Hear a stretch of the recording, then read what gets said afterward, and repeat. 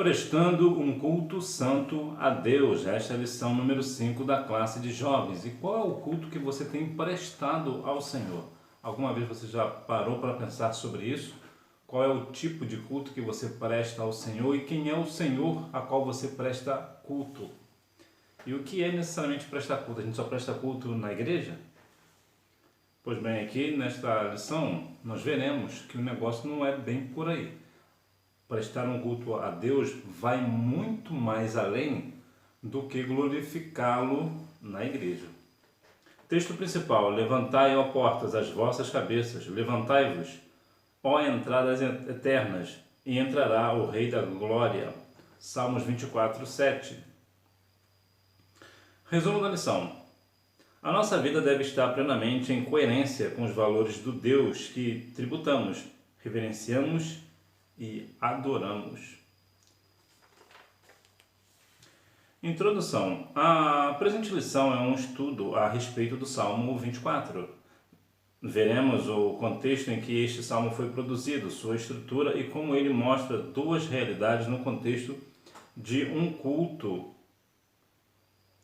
Deus como objeto de adoração, adoradores que tributam adoração a Ele.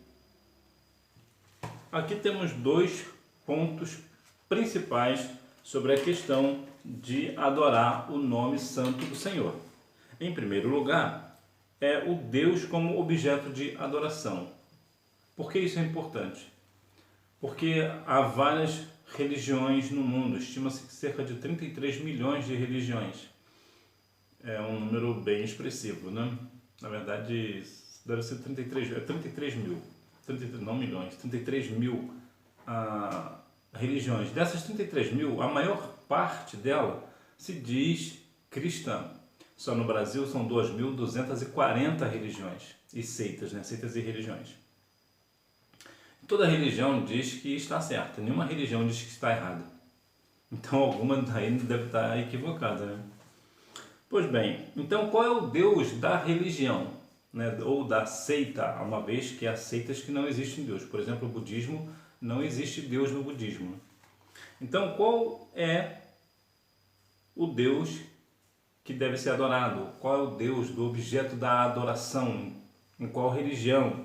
Isso aqui é um ponto. Então nós sabemos que só existe um Deus, Criador dos céus e da terra, o Deus de Israel, o Deus Todo-Poderoso, Onisciente, Onipresente e Onipotente. E o outro ponto é adoradores que tributam adoração a Ele. Que tipo de adoradores? Há algo muito interessante que as pessoas dizem que eu acho muito interessante, que é que tudo Deus sabe, tudo Deus conhece, mas há somente uma coisa que Deus procura, que são adoradores. Os pais, Deus procura aqueles que o adoram em espírito e em verdade. Então é a única parte da Bíblia que diz que Deus está procurando alguma coisa. Por quê? Porque adorador é algo muito bem amplo, é muito amplo. Então, como é o tipo de adorador que eu sou? Como é que eu adoro ao Deus que eu digo que é santo? Como é a minha vida dentro da igreja e principalmente fora dela? Existe alguma implicação ou eu preciso ser somente cristão dentro do templo? Então aqui nesta lição vamos apontar algumas questões sobre isso e as respostas, né? Principalmente as respostas sobre isso. O Deus Todo-Poderoso é o objeto de nossa adoração. O contexto do Salmo 24. Por isso o classificamos na categoria de salmos litúrgicos. Seu apelo litúrgico nos auxilia na prática do culto moderno. Assim, podemos estabelecer a seguinte estrutura do salmo: a verdadeira natureza da adoração, a coroação do rei. Pois bem, nesse ponto, o Salmo 24 vai nos dar justamente essa questão do culto moderno. Porque o culto, na época, claro, era moderno para a época, mas para nós, hoje, seria um culto moderno. Entretanto, a questão de culto, de prestar um culto a Deus, ainda mais hoje na dinâmica jovem, os jovens fazem algumas coisas que é muito fora do padrão cristão. Não é que você não possa, uma hora ou outra, fazer uma determinada coisa diferente, prestar um culto diferente ao Senhor. Não há um problema nisso, desde que esse diferente seu seja algo bíblico, que talvez as pessoas não tenham hábito de fazer. Mas precisa ser bíblico, ou pelo menos não ser extra-bíblico, né? Então aqui vemos a questão da verdadeira natureza da adoração, ou seja, a minha adoração ela precisa ser verdadeira e não de aparência. Não é o que muitas pessoas fazem, como o próprio Jesus falou certa vez, essas pessoas me louvam com os lábios, mas o coração está longe de mim. Não é assim também em muitos cultos hoje? As pessoas estão na igreja, estão cultuando ao Senhor, mas não é uma forma verdadeira.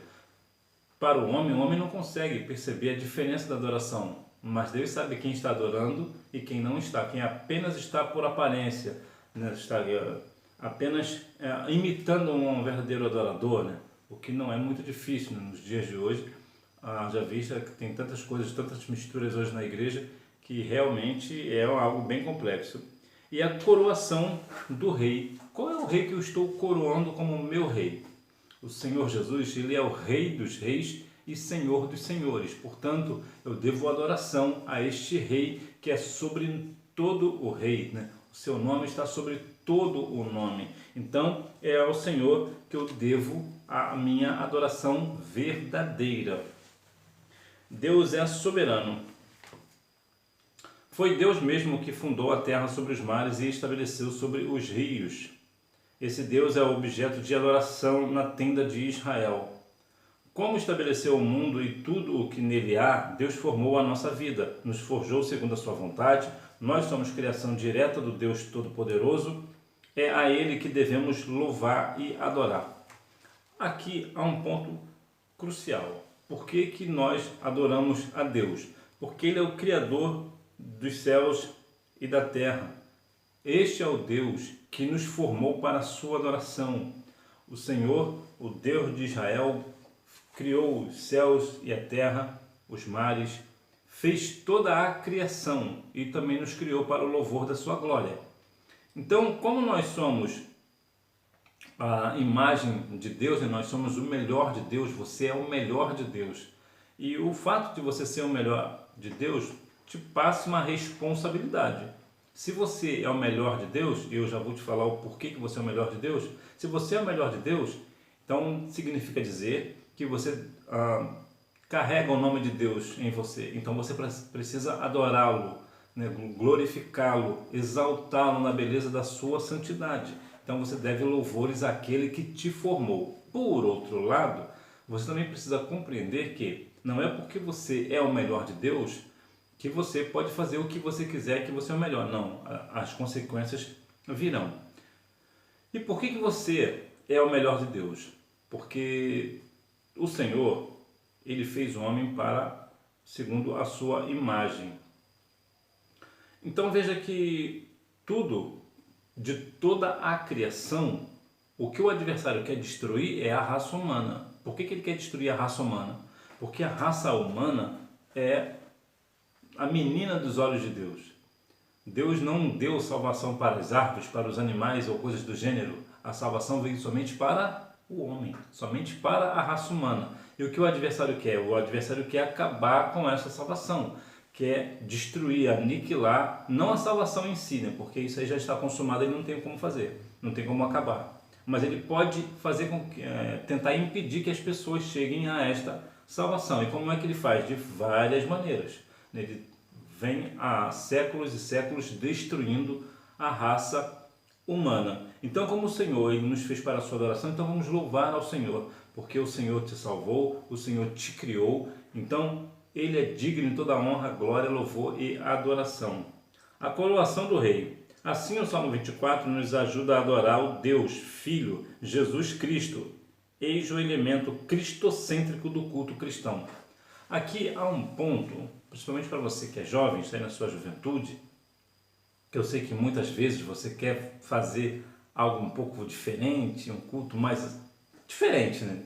Diferente do tradicional, e é algo natural de você pensar isso. Entretanto, há aqui um ponto. Primeiro, e o mais importante, o culto ele precisa ser cristocêntrico. O que é ser cristocêntrico? É deixar Cristo no centro, no meio. Nós não vamos à casa do Senhor para ver o pastor. para conversar com nossos amigos, as nossas irmãs. É claro que nós podemos fazer isso também. Mas o nosso ponto principal é louvar e glorificar o nome do Senhor, colocando Ele no centro.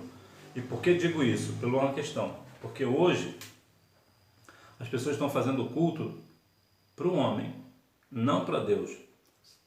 Há não muito tempo atrás, recentemente, na verdade, uma cantora cultuou uma outra cantora, deu glórias a essa cantora, agiu como se a cantora fosse uma pessoa digna de adoração. O que é isso?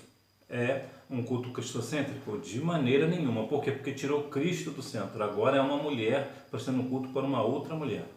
E isso é algo espantoso, é assustador. Chegar a um ponto de que a igreja de Cristo tirou Cristo do centro. Lembra que Jesus falou lá em Mateus 16, 18? Te digo que tu és Pedro e sobre esta pedra, ou seja, sobre esta afirmação que eu sou o Cristo, eu edificaria a minha igreja, as portas do inferno não prevalecerão contra ela. Ou seja, a igreja de Cristo está firmada em Cristo. Se a igreja está firmada em Cristo, por que nós vamos tirar o Cristo? Se nós tirarmos o Cristo, a igreja deixa de ser alicerçada, ela deixa de ser firmada, ela deixa de ser fundada. Então qualquer coisa pode destruir. Hoje, nos cultos cristãos, mais uma vez aqui, no meio dos jovens principalmente, é claro que existem outras questões também, outras ramificações, outros braços, mas principalmente aqui no meio dos jovens, o que costumam fazer no culto, principalmente nos cultos de jovens, tiram a palavra, muitas vezes nem falam da palavra, e começam a fazer até mesmo danças dentro da igreja. Não é que eu seja contra a dança, até porque a Bíblia tem alguns respaldos sobre isso. Mas não é esse o ponto. Fazem danças do tipo funk dentro da igreja, rock dos anos 50 e 60 e até mesmo músicas de festa junina, caipira. Ou seja, é uma questão que trouxeram o mundo para dentro da igreja. Em alguns casos até algo como desfiles de carnaval, por exemplo. Então, o culto não é mais cristão. O culto ali é o homem adorando o outro homem. Um homem dança com uma mulher dentro da igreja, formas espantosas, formas assustadoras, completamente indecentes. Isto não é de Deus. Deus não está neste negócio. Por isso nós devemos prestar um culto santo ao Senhor, porque o Senhor é santo e requer de nós santidade. Então eu sei que muitas vezes você quer fazer algo diferente. Eu vou te dar um exemplo de coisa diferente que você pode fazer. É claro, com a autorização do seu pastor. Você não vai fazer isso, eu ouvi alguém falar na internet, então eu vou fazer. Não, não é isso. Se você quer fazer algo diferente, você precisa comunicar ao seu pastor. Por exemplo, você talvez goste de fazer um luau, que hoje em dia os jovens gostam desse negócio de luau, um dia à praia e prestar um culto ao Senhor lá na praia. É errado isso? Não. Você pode. Mais uma vez, seu pastor precisa ficar ciente disso. Olha lá o que você vai fazer. Mas qual é a essência do culto que você vai prestar na praia? Você vai estar lá de qualquer maneira? Me lembro certa vez que, não lembro a cidade, que isso já faz muito tempo, um grupo de pessoas que se dizem cristãs foi para uma praia eu não lembro o nome, mas eu vou deixar aqui claro. Foi para uma praia de nudismo e todos eles, claro, ficaram nus, porque na praia de nudismo é obrigado a ficar nu, você não é obrigado a ir. Mas se você for, você é obrigado a ficar. Então o que fizeram? Fizeram um culto entre eles, tem inclusive fotos no jornal, e de pessoas louvando ao Senhor completamente nus, com a desculpa, com a justificativa de que no jardim Adão e Eva ficavam nus, então eles também vão ficar nus por causa da originalidade, Vamos voltar às nossas origens. Não, isso é pecado. Isso aí é fora de cogitação. Isso aí só para te dar um exemplo de como as coisas fogem da questão do raciocínio, como a Bíblia diz lá em Romanos 12:1, prestando um culto racional ao Senhor. Então isso não é um culto racional. Como é que você ficará numa praia de nudismo, completamente nu, outras pessoas nuas, um vendo a vergonha do outro, e está glorificando o nome do Senhor? Não está. Mas estamos louvando ao Senhor, estamos lendo a palavra. Não, para com esse negócio. Isso não é de Deus. Agora, se você quer ir numa praia, claro, à noite, pegar um luau, tomara que não chova, e você vai com as suas roupas decentes, todo mundo decente, quer ouvir a palavra, pegar um violão e tocar uns louvores, não há nenhum problema nisso. Desde, mais uma vez, o seu pastor precisa ter ciência disso e dar autorização. Então, sim, você pode. Agora, cuidado com o extremo. Há pessoas, eu vou a algumas igrejas que às vezes eu fico assustado com as coisas que eu vejo. Parece que eu estou dentro de qualquer coisa, menos de uma igreja. As pessoas botam até latão no lugar do altar, luzes, geralmente negras, a parede pintada de preto. É uma coisa, é meio bizarro isso, né? Meio dark. Então, Deus não está nesse negócio, não. Nós devemos dar um culto a Deus com decência e ordem. Como se apresentar diante de Deus em santo culto? E mais uma vez falando sobre culto, principalmente com a palavra, que as pessoas hoje em dia têm mais autoajuda na igreja do que o ensinamento da palavra e a pregação da palavra. A igreja não é um lugar de autoajuda, mas é um lugar que vem a ajuda do alto. Como se apresentar diante de Deus em santo culto? Pureza de coração.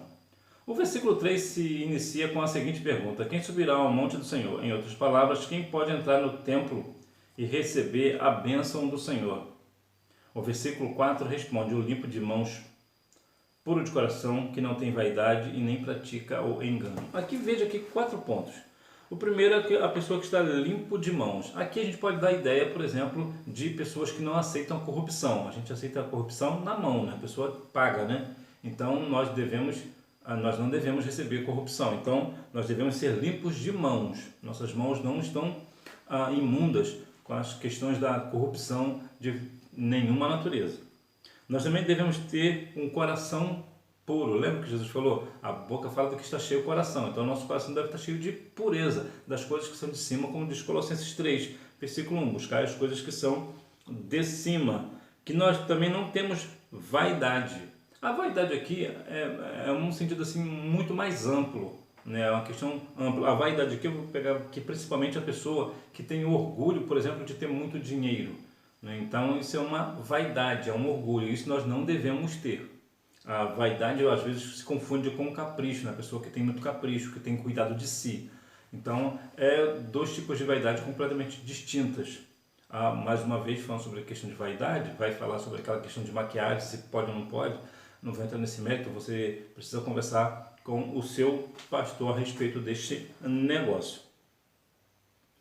E nem pratica o engano. Já viu pessoas, né? Inclusive até dentro da igreja, né? Pessoas que mentem, mais do que políticos, né? Tem pessoas que só o sangue de Cristo dentro da igreja pratica o engano, está enganando pessoas, né? Falando daquilo que não é correto, né? Mente em acordos, mente em tudo, né? Está enganando o seu próximo, geralmente para obter alguma vantagem.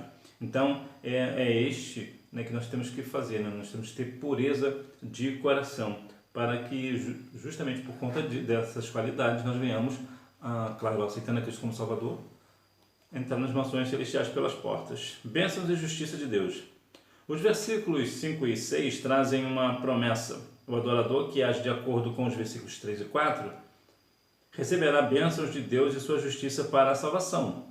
Nesse sentido, esses adoradores são os que buscam a face de Deus.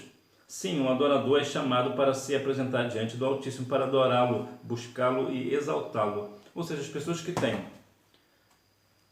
o limpo de mãos, puro de coração, que não tem vaidade e nem pratica o engano, ele tem bênçãos da parte do Senhor e a justiça da salvação. Ou seja, é uma garantia. Sempre quando você é obediente a Deus, você sempre terá uma garantia da sua salvação, você sempre terá uma garantia de bênção sobre a sua vida. Ainda que não aconteça hoje aquela bênção, mas acontecerá, porque devido à sua obediência. Porque a desobediência, automaticamente ela traz a consequência, ela traz o castigo, o juízo de Deus. E ele sempre virá. Como diz Gálatas 6:7. Deus não se deixa escarnecer, tudo que o homem plantar, isso se fará. Ou seja, se Deus não se deixa escarnecer e a pessoa planta o bem, planta aquilo que é bom, agradável aos olhos do Senhor, é claro que o Senhor dará bênçãos a esta pessoa, porque senão a palavra de Deus é enganosa. Como diz Gálatas 6:7, se diz que Deus não se deixa escarnecer uma pessoa que planta o bem e agora vai estar colhendo o mal, então a palavra do Senhor está enganosa. Então nós sabemos que não é assim. É claro, mais uma vez é bom deixar aqui abrir um leque, que há alguns casos específicos, por exemplo, com a questão de Jó, que por alguma razão, por um propósito de Deus que muitas vezes nós não saberemos, a pessoa planta o bem, entretanto tem sempre algo ruim acontecendo na sua vida. Por quê? Porque aquilo ali é uma prova de Deus para aquela pessoa específica. Mas de modo geral, a pessoa que pratica as coisas boas diante do Senhor, ela certamente recebe as bênçãos do Senhor, né? E a sua justiça. O que é essa justiça nesse ponto? É quando alguém vai contra essa pessoa. Como é uma pessoa que anda coerente, anda correto com a palavra, essa pessoa não será punida. Por quê? Porque o próprio Deus entrará com justiça com essa pessoa. É tempo de subir ao monte do Senhor. Hoje, o Espírito Santo nos impulsiona a glorificar Cristo. O escritor aos Hebreus diz que, tendo, pois, irmãos, ousadia para entrar no santuário, pelo sangue de Jesus, pelo novo e vivo caminho que Ele nos consagrou. Em Cristo podemos adorar a Deus em espírito e em verdade. Ou seja, o Espírito Santo nos impulsiona a adorar ao Senhor. Então, quando você vê uma pessoa que ela é sempre impulsionada a adorar, ela sempre adora ao Senhor, é o Espírito Santo que o leva. Há alguns relatos bíblicos muito interessantes, por exemplo, sobre Jairo, né, que era um dos principais da sinagoga, foi ter com Jesus, e há algo muito interessante que, geralmente, as pessoas que eram da sinagoga, pessoas que eram mestres, não chegavam ao Senhor de uma forma humilde, né, adorando o Senhor. Parece que Jairo é o único, né, não lembro se tem outro, mas ele é o único que eu lembro, que chega ao Senhor adorando e pedindo misericórdia por sua filha.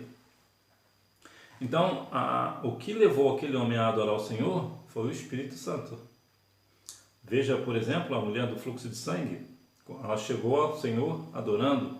O cego de Jericó chegou ao Senhor adorando. Então, sempre quando você chega ao Senhor, aos pés do Senhor Jesus, com a sua adoração de todo o seu coração, não querendo aparecer, não é uma adoração verdadeira, um coração aberto a Deus, o Senhor sempre te verá, o Senhor sempre irá te ouvir e vai receber a sua adoração. E por que ele recebe a sua adoração?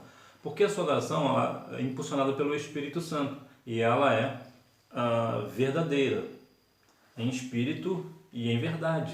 Então o Senhor recebe a adoração, igual aquela questão do dízimo também, as pessoas chegavam, estavam reunidas, as pessoas traziam grandes quantias para colocar lá no lugar do ofertório. Mas o que o Senhor Jesus falou foi quando foi uma senhora, uma viúva, colocou uma moedinha praticamente sem valor e o Senhor Jesus deu testemunho dela. Ou seja, Jesus aceitou a adoração daquela viúva. Por quê? Porque ela deu tudo que ela possuía, todo o seu sustento. Então, quando você abre o seu coração para o Senhor e dá tudo que você tem para Ele, você se entrega, as coisas mudam de situação. O Senhor sempre muda o quadro da sua vida. Portanto, a nossa adoração tem que ser sempre em espírito e em verdade. O culto, a expressão visível do divino na terra, o culto a Deus. Basicamente, o culto a Deus é o momento em que tributamos, reverenciamos e adoramos a Deus numa igreja local, embora os cristãos entendam teologicamente e doutrinariamente que a adoração não mais está restrita à área geográfica. Sim, quando nós vamos adorar o Senhor, geralmente nós vamos numa igreja local, né? A sua igreja, por exemplo, é uma igreja local. A igreja local é justamente isso, né? O local onde você mora. Então você vai lá para adorar o Senhor.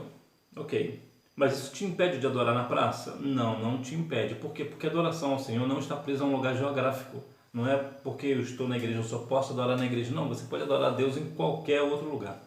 Existe uma questão que vai nos trazer um norte, já que eu comecei hoje falando sobre religiões, né? Existe uma religião que, das muitas que existem, existem algumas que às vezes eu me pego pensando a respeito delas, que existem algumas coisas assim muito importantes. Existe uma delas que fala sobre o Islã, né? O Islã, as pessoas, né, os adeptos da religião, independente do lugar que os muçulmanos, né, independente do lugar que eles estão, quando dão um determinado horário, eles dobram o joelho e fazem a sua oração em direção a Meca. Eu não faço ideia de como eles sabem em que direção fica a Meca, né? Mas em todos os casos, eles sempre fazem a sua adoração. O que é isso? Isso é uma reverência. Isso é um respeito que eles têm. É uma doutrina que eles têm. É uma consideração. E nós devemos fazer o mesmo. Só que ao invés de nós adorar em direção a Meca, adoramos em direção a Cristo. Ou seja, independente do lugar que nós estejamos. Mas você já viu um cristão no meio da rua dobrar o joelho e glorificar o nome do Senhor? É muito difícil. Então o muçulmano, ele nos dá essa lição. Ou seja, independente do lugar que eu esteja, eu preciso adorar ao Senhor, não ter vergonha da minha fé, não ter vergonha do Cristo que eu sirvo. Nós devemos ter esta firmeza no coração da nossa fé. Né? Realmente, um culto a Deus não depende de eu estar na igreja. Depende de como está o meu coração. Se o meu coração está quebrantado diante do Senhor, independente do lugar que eu esteja. A importância da liturgia. Assim podemos dizer que a liturgia das igrejas, no geral, tem os seguintes elementos. Oração. Inicial, sim. Para começar, a gente sempre, quando a gente vai começar alguma coisa, nós começamos sempre com uma oração no culto. Até em outros lugares, quando a gente vai fazer um culto doméstico, também começamos com uma oração inicial. Cânticos congregacionais. Os cânticos congregacionais aqui é interessante a gente colocar nesse ponto, porque hoje em dia estão cantando qualquer coisa. Uns louvores que inclusive tem um homem no centro e não Cristo. Todo louvor precisa ter Cristo no centro, louvar, adorar o Senhor. Ah, mas eu não posso cantar um hino de amor para minha namorada, para meu namorado? Pode, não tem nenhum problema nisso. A questão é, quando você direciona a sua adoração a Deus, a Cristo, você não deve pegar esses louvores, por exemplo, que falam de amor entre casais e cantar lá. Não acho coerente. A não ser que talvez seja um culto de mais direcionado a casais, aí talvez sim. Mas não é de bom tom. Por quê? Porque quando alguém está cantando um louvor direcionado a uma outra pessoa, não é um culto a Deus. Ele está colocando o homem no centro, ou a mulher no centro, né? A música Baby Baby da cantora Amy Grant, ela é destinada à filha da cantora. Então, se fosse, por exemplo, trazer aqui para nós não deveríamos cantar essa música na igreja. Claro, geralmente nós não cantamos, mas nós não deveríamos. Por quê? Porque não é uma música para adoração a Deus, né? Não é um louvor para adoração a Deus, mas é uma adoração mais bilateral, né? É mais, Senhor, eu te agradeço pela minha filha. É algo dessa natureza.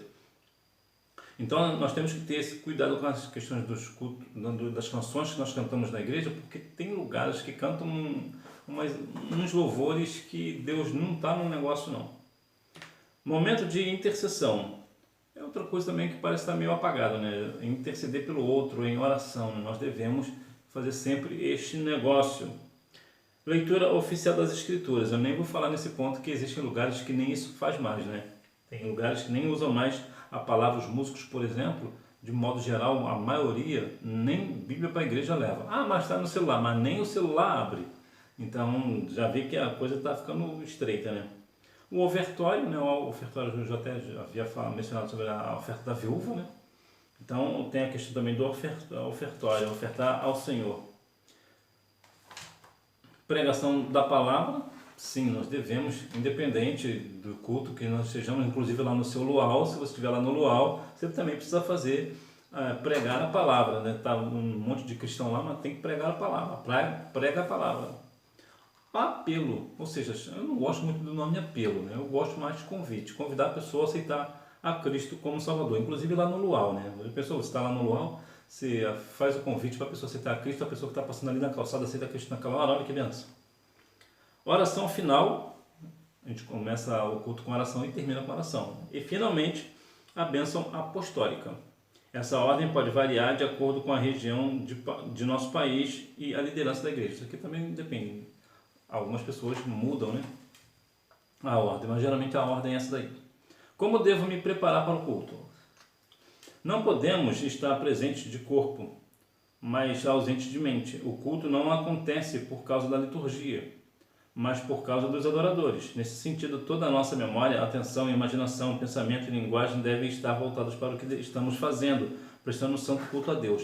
E vou aqui acrescentar um negócio. Cuidado com o que você está vestindo no culto. Isso que serve tanto para os homens, que os homens hoje estão usando umas calças apertadas, que só o sangue do Cordeiro, umas roupas coladas no corpo, que só Jesus. Isso não é, Deus não está neste negócio. É uns homens que parece que perderam a masculinidade. O homem tem que se vestir como homem, Em alguns lugares, por exemplo, pessoas agora, não é possível, que os homens agora estão fazendo até sobrancelha, não é possível isso. E fazem umas coisas que só Jesus, dá até vergonha de falar. Então, com que roupa eu estou me vestindo? É que eu não vou falar aqui de terno e gravata e tudo mais, que isso aí também é uma questão de cada um. Mas uma roupa decente, o homem tem que se vestir como homem, não com roupas coladas no corpo. Nem mulher deve usar isso, imagina um homem, né? E as meninas também, cuidado com as roupas que você usa. Às vezes a roupa pode estar muito curta, muito decotada, olha lá, hein? Então o culto, como é que a pessoa tem que se preparar para o culto? 1 Tessalonicenses capítulo 5, versículo 23. Espírito, alma e corpo consagrado ao Senhor. Como é isso na prática? Aqui eu vou me ater aqui mais na questão do corpo. Eu preciso estar de uma forma vestida adequadamente para prestar um culto ao Senhor, para não fazer as pessoas pecarem. Da mesma forma, cada um de nós. Nós não devemos estar na igreja do Senhor de qualquer maneira. A Bíblia diz que tudo tem que ser feito com decência e ordem. E essa decência também cabe nas roupas. Nossas roupas precisam ser decentes, né? Os jovens de hoje fazem, as meninas e os homens também, vai às vezes até para a igreja com as calças jeans, né? Completamente rasgada. Tá na moda, pode estar na moda lá no mundo, na igreja não. A igreja é diferente. E é por isso que a igreja muitas vezes está perdendo identidade. Por quê? Porque está se misturando com o mundo. Mais uma vez, Romanos 12:1. Nós somos diferentes. Somos diferentes. Mateus 5:13. Somos o sal da terra. Então nós precisamos ser diferentes, até no nosso vestir. Só o sangue do Cordeiro. Então nós devemos estar, claro, com a nossa memória, a nossa atenção, tudo ligado no Senhor. Não adianta as pessoas estar presentes no culto, ali no corpo, né? Está com o corpo ali, mas a mente está lá no mundão. Só o sangue do Cordeiro. Está querendo logo que o culto termine para ir para casa do namorado, para casa da namorada, do namorado não, para casa da namorada, porque a namorada não vai para casa do namorado, é o namorado que vai para casa do namorado, da namorada, e com pai e mamãe cientes. Olha lá, e olha lá o horário também. Vê lá, hein? Então, todo o nosso corpo, toda a nossa atenção deve estar voltada, preparada para o culto ao Senhor. Espírito, alma e corpo. Conclusão. O Salmo 24 mostrou que Deus é o objeto de nossa adoração, ou melhor, de nossa adoração, e que nós vivemos para adorá-lo. Nesse sentido, temos um compromisso ético com Deus e com nós mesmos, que expressa a nossa vida de culto a Deus. O momento em que passamos em comunhão, adorando ao Senhor em espírito e em verdade, pode alterar por completo a trajetória de nossa vida. Portanto, cultuar a Deus com os nossos irmãos se torna o melhor ato do mundo. Então, as pessoas que estão cultuando ao Senhor em espírito e em verdade, até suas vidas são mudadas. Vê, por exemplo, os exemplos que eu dei aqui. Por exemplo, a mulher do fluxo de sangue, que teve a sua enfermidade curada porque ela adorou ao Senhor. Ele adorou ao Senhor. Jairo era um homem que estava com a sua filha, que chegou, na verdade, sua filha morreu, mas o Senhor restituiu a vida daquela adolescente. Por quê? Porque Jairo chegou adorando ao Senhor. Então, quando nós chegamos ao Senhor em espírito e em verdade, adorando com todo o nosso coração, coração contrito, nós certamente receberemos dele as bênçãos da salvação e as bênçãos do nosso corpo, né? A cura do nosso corpo. Então nós devemos sim ver que quando nós adoramos a Deus é o melhor lugar para se estar. Como diz Salmos 84:10, né? Mais vale um dia nos seus atos do que mil em qualquer outro lugar. Hora da revisão. Número 1. Acerca do Salmo 24, a maioria dos estudiosos o remonta ao contexto da chegada da Arca da Aliança, tenda preparada no Monte Sião, no período do reinado de Davi. Número 2. O primeiro versículo atesta que o mundo e tudo o que nele habita pertence ao Senhor. Número 3. O limpo de mãos, puro de coração, que não tem vaidade e nem pratica o engano. Número 4. Basicamente, o culto a Deus é o momento em que tributamos, reverenciamos e adoramos a Deus numa igreja local. Número 5, oração inicial, cânticos congregacionais, momento de intercessão, leitura das escrituras, momento ofertório, pregação da palavra, apelo, oração final e bênção apostólica. E que nós venhamos continuar prestando um culto santo a Deus. Mais uma vez, qual é o culto, tipo de culto que você tem ofertado ao Senhor? que nesta aula, a partir de hoje, você para e pensa e medita. Se porventura você chegou aqui e observou que você não está realmente prestando um culto santo a Deus, o que você faz? Mude a sua postura e comece a rasgar o seu coração diante do Senhor, louvando e engrandecendo o seu santo e poderoso nome. A Ele seja dado toda a honra, glória, louvor e adoração. Mude a forma com que você está prestando o seu culto, porque tudo irá mudar em sua vida. E que Deus em Cristo continue abençoando a sua vida, que você tenha uma boa aula e não deixe de ir à escola bíblica dominical, até porque quem faz a escola é o aluno. Tchau!